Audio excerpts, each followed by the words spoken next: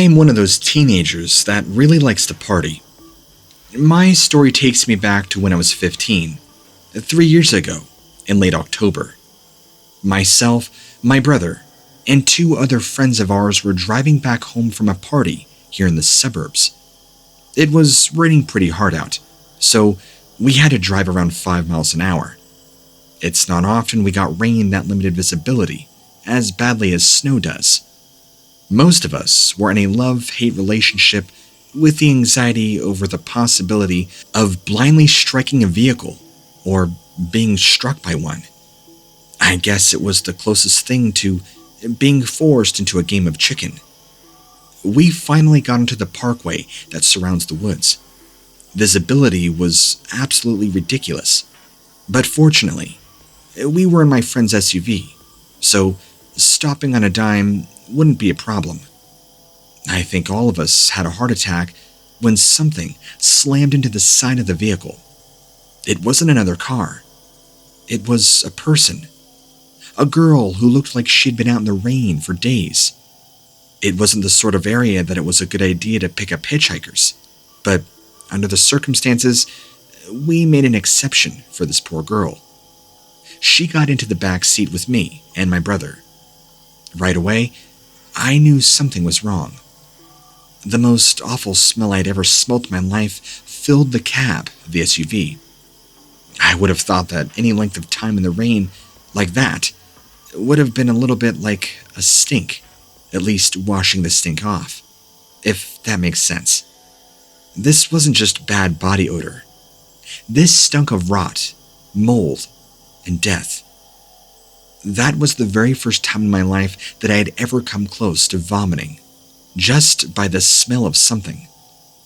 I also became aware of the sound of wheezing, the sort of sound you would expect to hear from somebody dying of pneumonia in a hospital bed. Somebody else must have been thinking the same thing. Our friend that was driving asked the girl if she needed to go to the hospital. She replied that she would just get off when we were closer to wherever we were going. Now, my friend warned her that where we were headed was pretty much in the middle of nowhere, but she assured us this was fine. I quietly thanked God that I had my brother between me and her, because I don't think I could have held the contents of my stomach if I were sitting right next to her. I nervously kept stealing glances at her. Her skin wasn't healthy. The circles around her eyes were so dark, I thought they were bruises. And the same sickly black and purplish color was also on her lips. The strangest thing happened after a few moments. I began to get a very, very hungry feeling. In spite of the awful stink that I was shacked up with, my stomach began rumbling. I was afraid that the bad smell would make me want to vomit, but instead, I only felt hungrier. As if things couldn't get any more bizarre, our friend that was driving suddenly let go of the wheel to attack our other friend in the passenger seat. My mind flashed through the events of the evening, looking for any trace of a reason why they would be upset with each other. But it was in the flash of lights of an oncoming car that I saw that the driver was using his teeth to bite. Our car was beginning to drift into the oncoming lane. So, as the fight in the front began to center over in the passenger seat, I made a mad grab for the steering wheel after I got my seatbelt off. The whole thing was just about as graceful as you would imagine. The car lurching off the road where it rolled several times, and miraculously enough, landed upright. My left elbow was screaming. I was pretty sure it was broken. I also think that I lost consciousness for several seconds. When I looked around, the only person in the SUV was me and my brother, yelling about something. Through blurred vision and clouded hearing, with the sound of the pouring rain beating against the twisted roof of the SUV, I saw the strange girl and our driver attacking our friend that had been in the passenger seat. He was trying to run away, and they were tracking him, tackling him down, clinging to him. My mind raced as to what I could possibly do. Directly behind me, in the furthest part of the SUV, was a tire iron. I only had one arm at that point, so I first opened my door, grabbing the tire iron, painfully negotiated my way out the SUV. The adrenaline and the agony of my broken elbow teamed up to make time feel like it was passing in slow motion. Well, for a few seconds, I had some doubts about what I was going to do. Those doubts evaporated when I could see the rain washing what looked like blood down this girl's face as her jaw seemed locked on her friend. I brought the tire iron down on her. She didn't let go right away.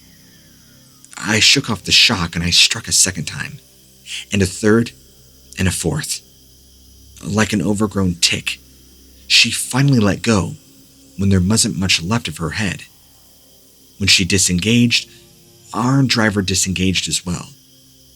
My brother must have gotten a hold of either his phone or mine, because an ambulance and police showed up just a few moments after. The investigation dragged on a lot longer than it should have. There was no evidence of our strange hitchhiker. There was all the evidence in the world of our driver attacking the passenger. But despite me and my brother telling the same story, our account was viewed with suspicion. I think the only reason we aren't in jail right now is because the story of the driver and the passenger didn't implicate us. The driver is not in prison, but he is in a mental health facility. I've tried to go to see him several times, but for some reason, he was not allowed to see anybody at all. When I asked how he's doing, I didn't get any kind of answer, neither good or bad. Now, I've told this story a few times, but I can only count on one hand just how many times I have. It usually involved alcohol. I lucked out a little bit, and told the story in front of an associate who was also a very strong Native American. He told me about some creature called a Wendigo that's supposed to be more evil spirit than monster. He summarized that they probably weren't allowing my friend any visitors, that they would be in a state but defied explanation. They probably didn't want any media attention. It sounds like a bad plot to a horror movie, but if that's true, then I can't imagine what sort of condition my friend is in, or if he'll ever come out of it. I know this sounds incredibly far-fetched, but I don't know who else to turn to. I don't know who else to tell my story to, so I'm hoping it'll at least be read by you. Thank you.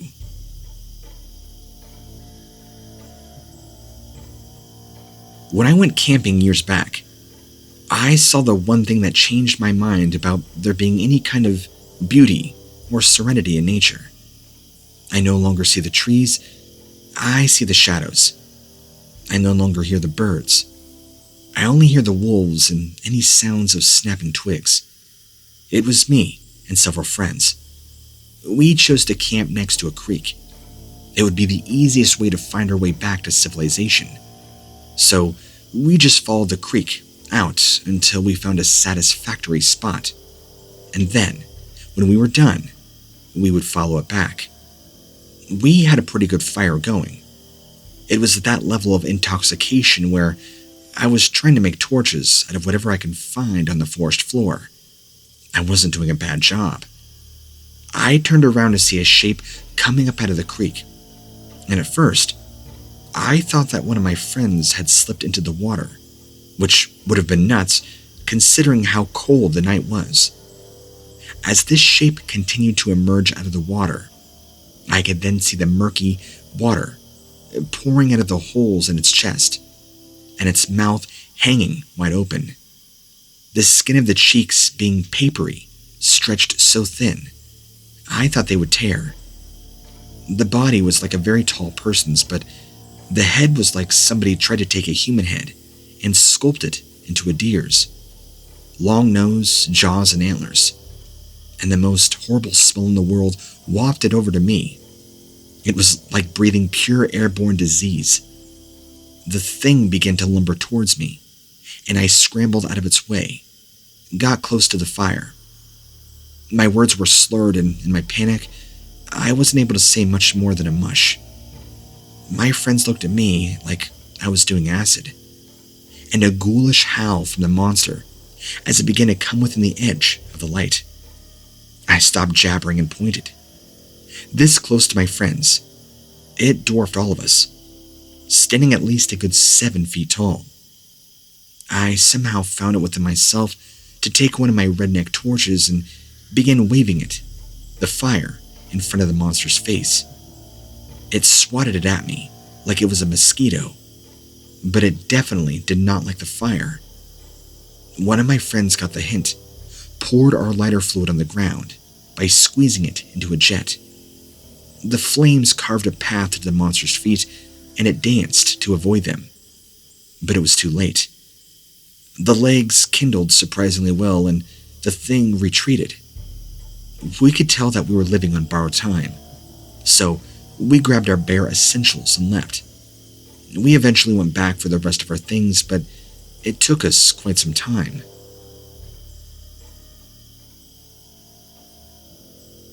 This was a creature that completely terrified me.